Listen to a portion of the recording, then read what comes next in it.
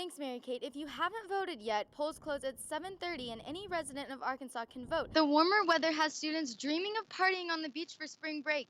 In the past, students have flocked to Panama City Beach because law enforcement was lenient. Campbell says he got into running in high school when his music teacher signed him up to do the 5K for field day.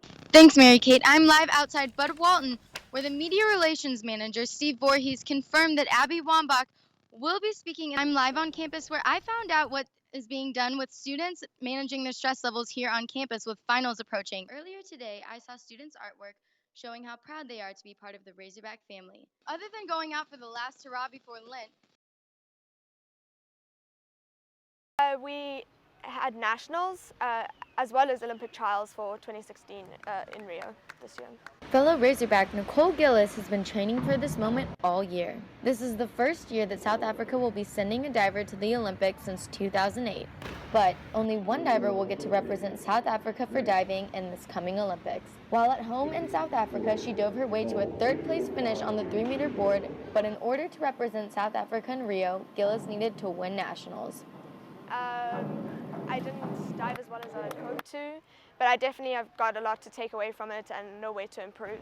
Although Gillis wishes she could have made the team, her coach Jeff DiNicola is proud of his star diver. I was really proud of her to be the first diver since 2008 for Arkansas to represent us at NCAA. South Africa was a fun trip. She ended up winning 1 meter, she won tower, she won 3-meter synchro.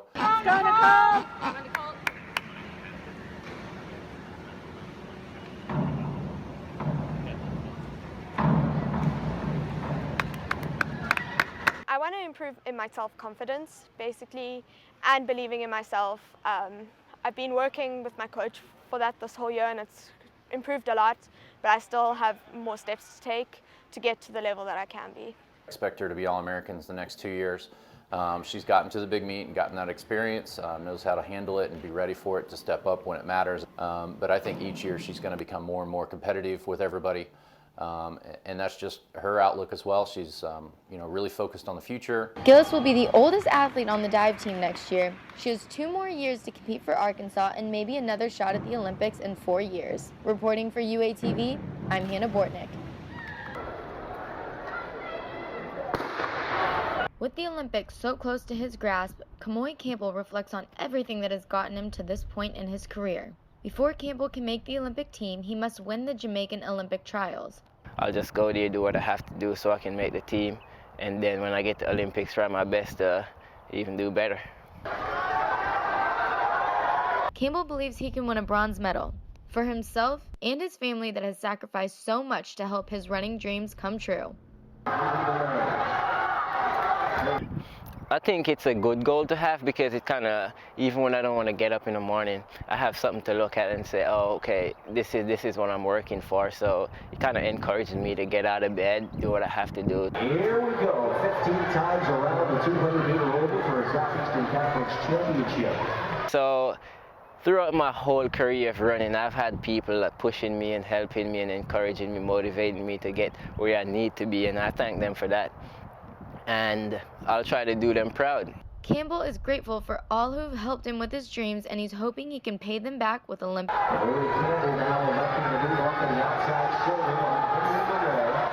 This project started when a Walmart buyer and U of A graduate Haley Cochin approached the Assistant Director of Apparel Merchandising and Product Development, Kathy Smith, to see if students would do designs for the My Life As dolls. Brianna Sabatini and Gabby Wisson were 2 of the lucky students that were chosen last spring to have their designs stolen in Walmart starting last February. Came in and they kind of explained the whole My Life As thing, and it was kind of like an American Girl doll version that Walmart carried, and the whole point was my life as a ballerina or my life as a volleyball player. We didn't have a lot of time, I guess, to do this. I think we had like 3 weeks to do it, but it was a good enough feeling that we got picked because I don't know, only 6 out of 40 got picked, or 4 out of 40 got picked, so that was a really good feeling. These students are starting to see their hard work pay off when they began to see their designs either in person at Walmart stores or online. I just happened to be checking yesterday on the My Life As website, and I saw my designs. And then yesterday I went to the store and they were there. The first year, one student, her mother went, they were in Texas, and her mother bought every single fishing garment she could find for her friends and family and the cousins and everybody. Every garment that is sold has a tag on it saying that a University of Arkansas student designed this outfit, and maybe because of this, little girls will be inspired to pursue careers in the fashion industry. I think they're going to be inspired just to know that it's possible, that we can do this. My little cousin Annabelle, she's 8, and when I told her I was designing something, I kind of wanted to ask her what her ideas were, and I actually went with that. She said she loved tie-dye, so I went with tie-dye. And she told me that she wanted to do what I'm doing because she was inspired by me. Reporting for UATV, I'm Hannah Bortnick. I'm overwhelmed, I'm ecstatic, and I'm really happy about everything. I'm glad my hard work has paid off. The first day of competition was a nail-biter for Gillis. She needed to place in the top 6 on the 1-meter board to receive an invitation to NCAAs. I was really nervous and just tried to stay calm, focused on my goals, and just knew that there's a reason for everything, and I was just going to try my best. Gillis woke up the next morning with a newfound fire, knowing that in order to make NCAA, she had to be in the top 9 that day. Finally, she saw the years of hard work and determination pay off with a 6th place finish and a spot at NCAAs. She is the first Razorback diver to qualify to NCAAs since Madison Palmer back in 2008. It's a great accomplishment. I'm very happy, and I couldn't be happier. Reporting for UATV, I'm Hannah Bortnick.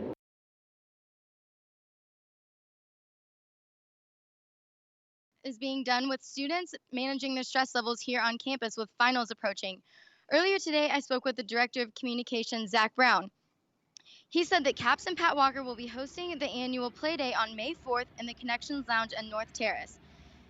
Brown said that the purpose of this day is to help students take the edge off of all the stress that's going on. They'll also have a lot of other activities like henna tattoos, Lego building, coloring projects, popping bubble wrap, and my personal favorite, playing with local shelter dogs. One student shared with me how she plans to manage dealing with stress with her finals soon to come. Well, there's a candlelight yoga that you can do, which I think I might go do to help me de-stress for finals. It'll make me more relaxed and get my mind off studying for a little bit.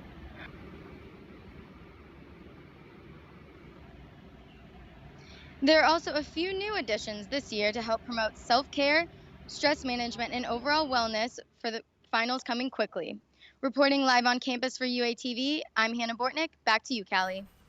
Thanks, Mary Kate. If you haven't voted yet, polls close at 7:30, and any resident of Arkansas can vote since Arkansas is an open primary. There are 13 states participating in Super Tuesday, and Arkansas is, as of this year, is now participating.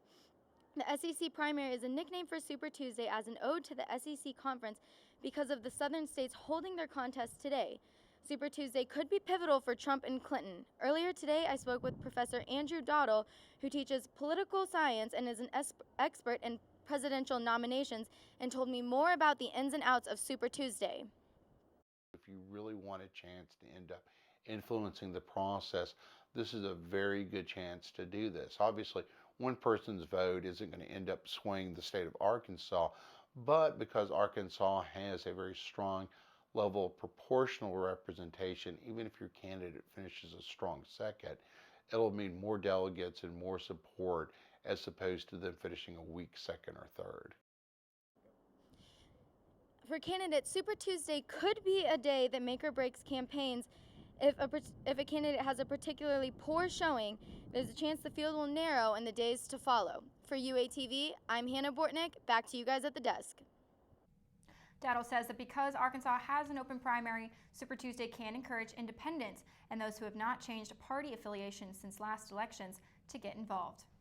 2 candidates on the Democratic ballot for today's primary have fought tooth and nail to show that one is more progressive. One registered student organization says that Senator Bernie Sanders is that candidate. Campus and area. Thanks, Mary Kate. I'm live outside Baum Stadium where students are participating in Earth Week by pitching the bottles into the bucket to recycle here at the baseball game tonight. Also tonight in Reynolds Auditorium, there's a special TED Talk Goes Green. The Office of Sustainability and ASG have teamed up to teach about impacting the environment with multiple activities planned. including a Dixon Street Trail cleanup tomorrow from 2 to 4. Earlier today, I spoke to a student who told me that her apartment complex doesn't recycle and she thinks students need to be more conscious of their carbon footprint. Opportunities for people to recycle, and I see a lot of students that still just throw plastic bottles or cans in the trash can when there's a recycling can right next to it. I think just students need to be more aware of recycling. She thinks that all on-campus and off-campus housing should be required to recycle. Reporting for UATV, I'm Hannah Bortnick. Thanks, Mary Kate. The warmer weather has students dreaming of partying on the beach for spring break. In the past, students have flocked to Panama City Beach because law enforcement was lenient and the students basically ran the town that week for spring break. However, this year, more students are going to Gulf Shores for spring break because of the ban on alcohol on the beaches for Panama City. This ban came after an especially violent spring break last year.